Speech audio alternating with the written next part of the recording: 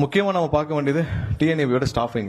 ஏன்னா இன்னைக்கு நம்ம கிரவுண்டில் தேவைப்படுற ஒரு முக்கியமான விஷயம். நம்ம சென்னையை மட்டும் பார்க்கறதும் இல்லாமல் நம்ம தமிழகம் முழுவதும் பார்க்க வேண்டியிருக்கு. ஒரு சின்ன கிராமத்தில் ஒரு சின்ன டிரான்ஸ்ஃபார்மர் போச்சுனாலும் எனக்கு போய் பார்க்கறதுக்கு அது கீழே ஒரு சப்ஸ்டேஷன் இருக்குன்னா சப்ஸ்டேஷன் கீழே 300-400 கிராமங்கள் இருக்கு. ஸோ ஒரு சப்ஸ்டேஷனில் குறிப்பிட்ட அளவு நபர்கள் இருந்தால் தான் அவங்க போய் அட்டெண்டாவது பண்ண முடியும். இன்னைக்கு மக்கள் எல்லாம் போறாங்க சப்ஸ்டேஷனில் போறாங்கன்னா சப்ஸ்டேஷனில் யாருமே இல்லைன்னா அவ்வளோதான் ஸ்டாஃப் இருக்காங்க. இருக்கிற சப்ஸ்டேஷன்ல ஸ்டாஃப், அங்க ஆபீஸ்ல ஸ்டாஃப், எவ்வளவு ஸ்டாஃப் இருக்காங்க நம்ம பாக்குறதுக்கு தான் இதை குறிப்பிட்டிருக்கிறோம். ஸோ நம்மளுடைய மொத்த தேவை டிஎன்ஏபியோட மொத்த தேவை வந்து 1,40,635 எம்ப்ளாயிஸ் வந்து இந்த டிஎன்ஏபிக்கு தமிழகம் முழுவதும் தேவை.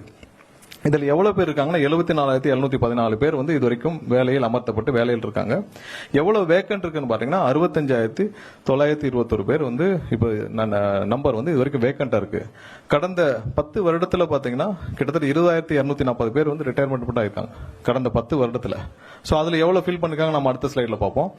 அடுத்த 5 வருஷத்துல வந்து 16,782 பேர் ரிட்டையர்மெண்ட் ஆக போறாங்க. 2030க்குள்ள அடுத்த 5 வருஷத்துல நம்ம வந்து 16,782 பேர் வந்து ரிட்டையர்மெண்ட் ஆக போறாங்க. ஸோ இதெல்லாம் கணக்கில் கொண்டு நம்ம வந்து இதை சரி செய்யும் வேலையை நம்ம வந்த இந்த அரசு பொறுப்பேற்று உடனே முதல் வாரத்திலே நம்ம துவக்கப்பட்ட விஷயம் தான் இது. ஏன்னா இது ரொம்ப அலாமிங்கான விஷயம். இதை நம்ம உடனே அட்ரஸ் பண்ணணும். இப்போ 16,000 பேரும் சப்சிக்வெண்டா இதுல இருந்து குறைஞ்சிட்டாங்கன்னா நீங்க கிட்டத்தட்ட பாத்தீங்கன்னா அதுல 60,000 கீழே போயிடும். 58,000 பேர் வச்சுன்னா எந்த ஃபங்க்ஷனும் பண்ண முடியாது. நம்ம இதோட எந்த இதுலயும் வந்து ஜென்ரேஷனா இருக்கட்டும் இல்ல டிஸ்ட்ரிபியூஷனா இருக்கட்டும் எந்த இதுலயும் நம்ம ஃபங்க்ஷனே பண்ண முடியாது. ஸோ இது ரொம்ப முக்கியமான விஷயம். இதை அட்ரஸ் பண்ண வேண்டிய முக்கியமான விஷயம். அதனாலதான் நம்ம என்ன ஸ்டெப் எடுத்துக்கணும் அடுத்து செய்வோம். ஸோ இதுதான் கடந்த ஒரு 5 வருஷங்களா இவங்க அந்த 5 டென்யூரா இந்த கடந்த ஆண்டுகள் 2001 இருந்து 2026 வரைக்கும் எவ்வளவு எம்ப்ளாயிஸ் இருந்தாங்க, எவ்வளவு ரிட்டையர்மெண்ட் ஆயிருக்காங்க, எவ்வளவு இவங்க வந்து வேலைக்கு ஹையரிங் பண்ணிருக்காங்க எடுக்கப்பட்டதுன்னு. ஸோ நீங்க வந்து 2000 ஆண்டு வரைக்கும் பாத்தீங்கன்னா 200 பேர் அந்த 2000 ஆண்டு அதுல இருந்து பாத்துக்கலாம்.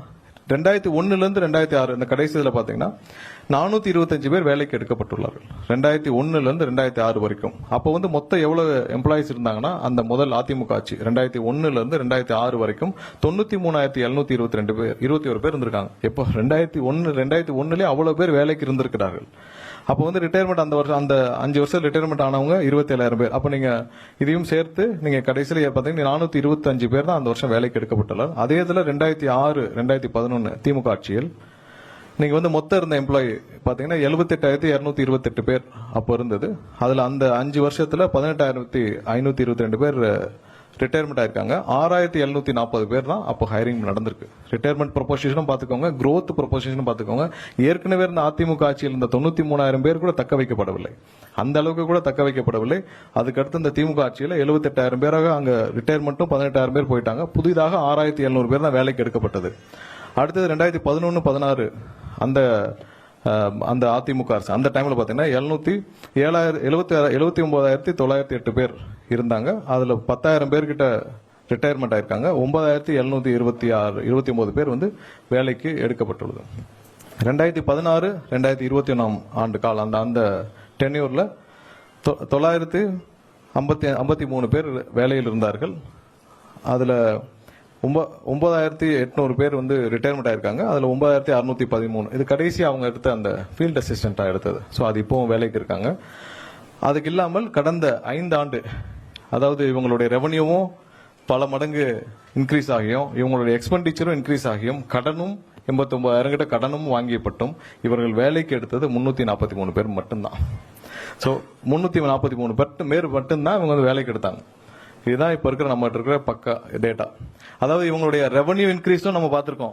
எவ்வளவு வந்து கிட்டத்தட்ட 100% மேல அந்த டாரிஃப் சேஞ்சுக்கு அப்புறம் பொதுமக்கள் ஒவ்வொருத்தரும் கஷ்டப்பட்டு கட்டின பணத்துல டாரிஃப் அவங்களுடைய ரெவன்யூ இன்க்ரீஸும் 60,000 கோடிக்கு 69,000 கோடி கிட்ட ரெவன்யூ இன்க்ரீஸ் ஆயிருக்கு.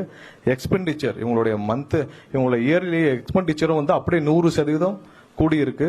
கடனும் 89,000 கோடி கிட்ட வாங்கிட்டாங்க. ஆனா இப்ப வேலைக்கு எடுத்தது 343 பேர் மட்டும்தான். அந்த காலாண்டு அதுல பாத்தீங்கன்னா 74,714 பேர் இப்ப இருக்கிறாங்க. சோ ரிட்டையர்மெண்ட் மட்டும் 9,136 பேர் வந்து ரிட்டையர்மெண்ட் ஆயிருக்காங்க. சோ இதான் இந்த மொத்த டிஎன்இபில எம்ப்ளாயிஸ் எப்படி எவ்வளவு தூரம் இருந்திருக்கு. ஏன்னா நம்ம தெரிஞ்சுக்கணும் எவ்வளவு பேர் வேலை பார்த்த ஒரு இடம். அதாவது கிட்டத்தட்ட 1,00,000 பேர் 2000 ஆண்டுல கிட்டத்தட்ட 1,00,000 பேர் இருந்த இடம் இன்னைக்கு 1 லட்சம் பேர்ல அப்ப இருந்த தேவைக்கு நம்ம இன்னைக்கு வந்து 5 மடங்கு 10 மடங்கு கூடி இருக்கு. நம்மளுடைய மின்சார தேவை, நம்மளுடைய எவ்வளவு எண்ட் யூசர்ஸ் கன்சியூமர்ஸும் கூடி இருக்காங்க, எல்லாம் கூடி இருக்காங்க.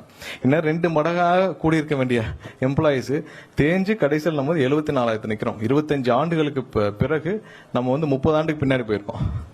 இதான் நம்ம வந்து இந்த 25 ஆண்டுகளை நம்ம திரும்ப திரும்ப நம்ம குறிப்பிட்டதுக்கு முக்கிய காரணம் எப்படி தேஞ்சிட்டு வந்ததுன்னு நம்ம காட்ட வேண்டியிருக்கும். ஏன்னா இது ஒரு பெரிய எக்ஸ்பென்ஸ் இல்ல, எம்ப்ளாயிஸ் வந்து பெரிய எக்ஸ்பென்ஸ் இல்ல. இன்னைக்கு வந்து 10,000 கோடி செலவினங்கள் ஆகுதுன்னா அது பெரிய எக்ஸ்பென்ஸ் இல்ல. ஏன்னா இந்த துறைக்கு அவங்க தான் முக்கியம். கீழ இருந்து களத்திலிருந்து மக்களோடு அவங்க பணியாற்றுறது அவங்க தான் முக்கியம். சோ அதில கூட போக்கஸ் பண்ணாமல் மற்ற விஷயங்களில் போக்கஸ் பண்ணனாலதான் இவ்வளவு கடன் சுமையும் இவ்வளவு செலவினங்களும் இவ்வளவு தூரம் இந்த துறை வளர்ச்சி அடையாமல் போனதுக்கு முக்கிய காரணம் கடந்த 25 ஆண்டுகளாக இந்த துறை கடந்து வந்த பாதை தான். கம்ப்ளீட் மிஸ்மேனேஜ்மெண்ட், கம்ப்ளீட்டா வந்து வளர்ச்சியை நோக்கி எந்த விஷயமும் செலுத்தப்படவில்லை. எல்லாமே வந்து பர்ச்சேஸ்ல தான் போயிருக்காங்க. புதிதாக எந்த திட்டங்களும் பெரிதாக துவங்கப்படவில்லை. நம்ம இதுவரைக்கும் 4000 மெகாவாட் 5000 மெகாவாட் கூட சொந்தமாக நம்ம உற்பத்தி செய்யலன்னா அப்புறதுக்கு இவ்வளவு பெரிய வேலையை நம்ம செஞ்சிருக்கணும்.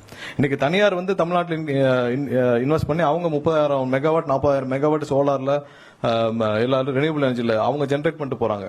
ஏன் நம்ம பண்ணல?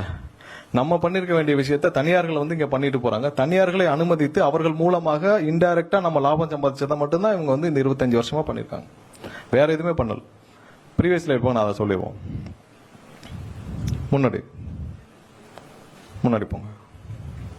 முன்னாடி இந்த இதுல இதான் நம்ம பார்க்க வேண்டியது.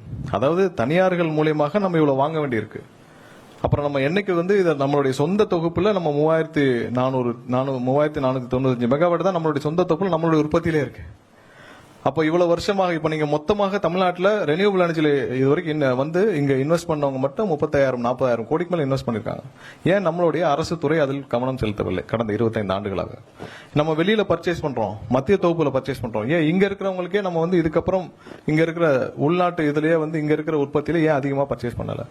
ஏன் ரேட்டு பாத்தீங்கன்னா சோலார் ரேட்டு 6.11 பைசா இது வரைக்கும் போடப்பட்ட தொகுப்பு, இது ரொம்ப ஹையஸ்ட் ரேட்டு. அதுல ஏன்ற காரணத்தை இன்டைரக்டாக என்னன்னா நடுவில் நிறைய அக்ரிகேட்டர்ஸ், ஒவ்வொரு சோலாருக்கும் நல்ல உற்பத்தியாளர், ஒரு மெகாவாட் 2 மெகாவாட் உற்பத்தியாளர் இருக்காங்க. நடுவில் நிறைய அக்ரிகேட்டர்ஸ், அவர்கள் மூலியமா தான் இந்த அரசு பர்ச்சேஸ் பண்ணுது. எங்கேயுமே டைரக்டா உற்பத்தி செய்யறவங்க பர்ச்சேஸ் பண்ணல. நடுவில் நிறைய அக்ரிகேட்டர்ஸ் மூலமா தான் இவ்வளவு ஹையஸ்ட் பிரைஸ் எல்லா இடத்துலயும் வந்திருக்கு.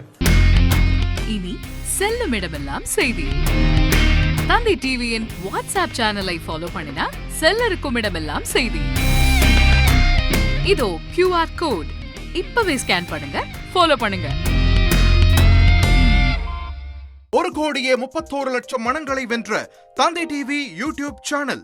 தவிர்க்க முடியாத தம்ப்நெயில், கலக்கலான கான்டென்ட்ஸ். நீங்களும் இந்த குடும்பத்தில் இணைய இப்பவே சப்ஸ்கிரைப் பண்ணுங்க.